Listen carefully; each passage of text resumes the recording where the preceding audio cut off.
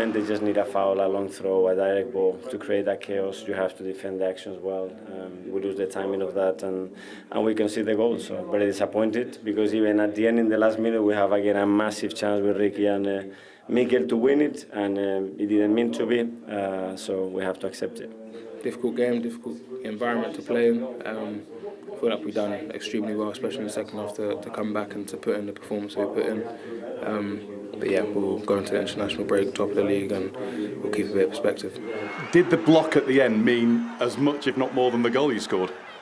The stage of the game, I mean, if we conceded there, it would have been a huge blow. So it probably meant more in the end, but there's no feeling like scoring a goal. It was a tough game, as expected, because we knew before that we faced probably one of the best teams in Europe. I think now we have this faith, this belief that until the final whistle, anything is possible. And Sunderland have shown all season that anything is possible. They could have gone second if they'd won this game. They're unbeaten at home. What was so impressive about this performance against Arsenal, Alan? Well, particularly Dan Ballard. I think he epitomised everything that Sunderland have done so well, particularly at home this season, with his aggression, with him and his teammates stopping Arsenal playing, particularly in that first half. And they are really, really tough to play against, and there were so many examples of that today, with him and other players putting their body on the line, you know, for their team and for the atmosphere. And I said he sort of summed everything up. We're going to talk about this after, but look how difficult it is to get through, how many players they've got behind the ball, and then I think that's really good defending. As I said, we'll talk more in a minute about that, but that is really, really tough, aggressive defending.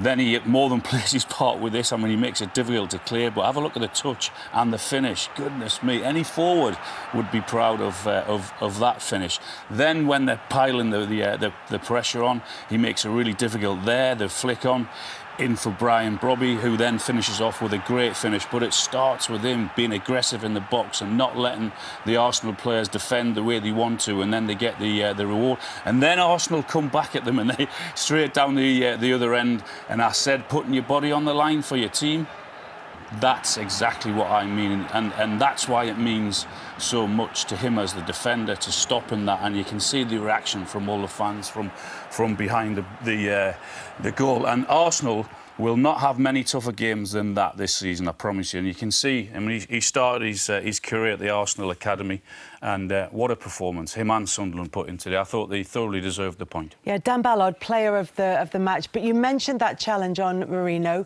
They looked at it, VAR looked at it and decided there was nothing to see there. What was your view on it, Theo? Well, my view, I look at it a little bit differently, to be honest, and it's not clear and obvious. However, it's early in the game, it's 7 minutes in the game, and Don Ballard, of course, wants to put his mark on the game, should we just call it.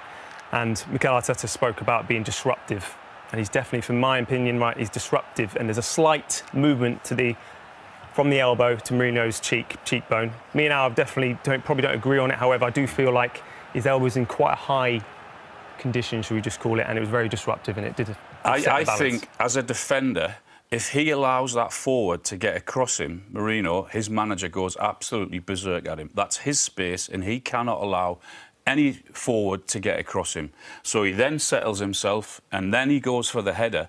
He can't jump without doing that for a header, and I don't think there's anything deliberate there at all. I think it's more brilliant defending than anything else. And you would have done that if you were challenging for the ball as a striker? Well, I wouldn't allow anyone to sort of get in me, or in and around me, or in front of me, and that's his job as a defender. He cannot allow the forward to get in front of him, and he didn't.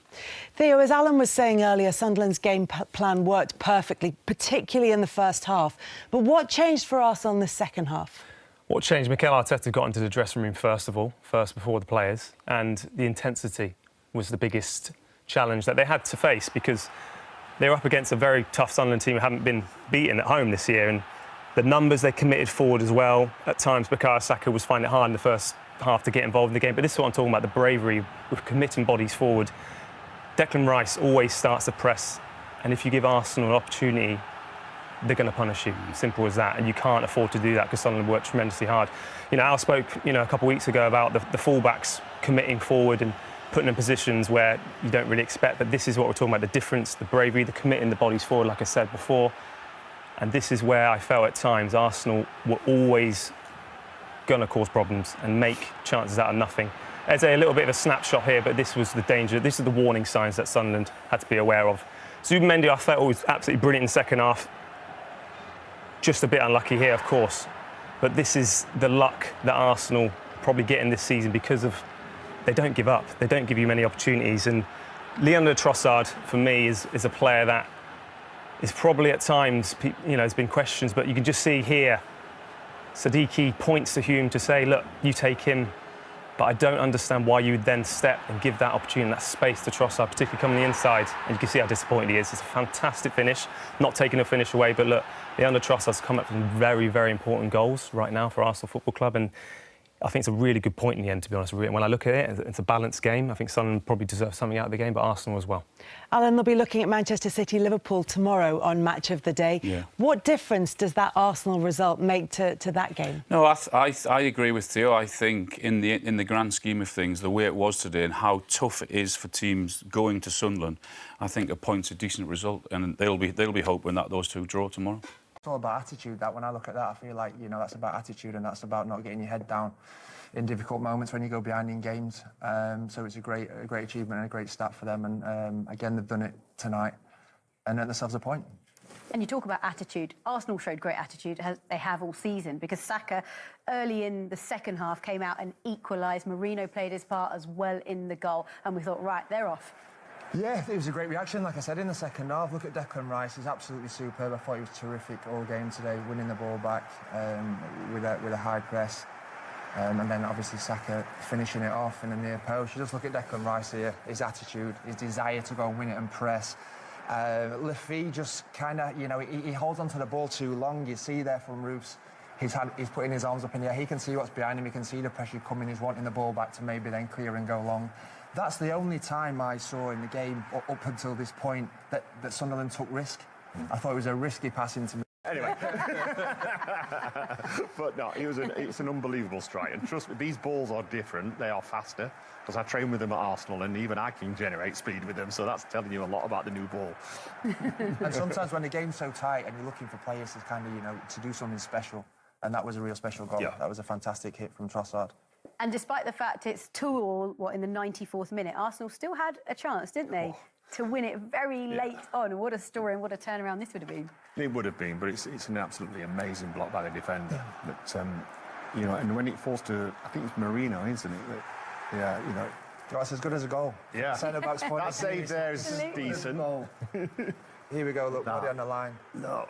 And Dan Bollard was It's involved him again. everything, wasn't he? Yeah. Honestly, obviously the goal, the finish was superb. He was involved for the first header for the goal, and obviously then at the end, a match-saving a challenge. So he had a terrific game as well. So what do Arsenal learn from this? Of course, we can see the Premier League table